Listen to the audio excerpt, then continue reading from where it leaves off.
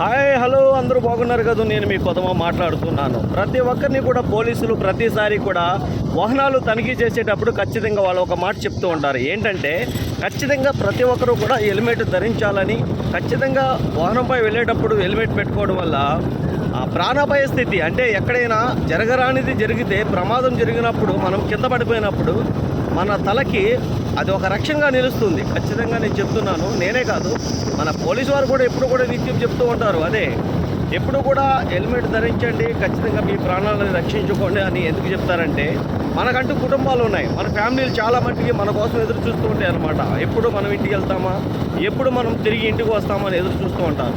మరి మన ప్రాణాలను రక్షించడానికి పోలీసులే ఉన్నారని మనం చెప్పుకోక తప్పదు. ఎందుకంటే రోడ్డుపై వెళ్ళేటప్పుడు, వాహనాన్ని ఆపినప్పుడు హెల్మెట్ లేదని వారు ఏదో ఫైన్ రాస్తున్నారని మీరు అనుకుంటున్నారు. ఆ ఫైన్ ఎందుకు రాస్తున్నారంటే, మీ ప్రాణాలను రక్షించుకోండి, మేము రాసిన ఫైన్ కారణంగానైనా మీరు హెల్మెట్ కొనుక్కొని మీరు మీ తలకి తొడుగుకుంటారు అనే ఆలోచనతో మాత్రమే వాళ్ళు ఖచ్చితంగా మనకి ఆ ఫైన్ రాయడం జరుగుతుంది. దయచేసి అందరూ కూడా హెల్మెట్ ధరించండి. పోలీసు వారు చెప్పే ప్రతి ఒక్క సూచనలు పాటించండి.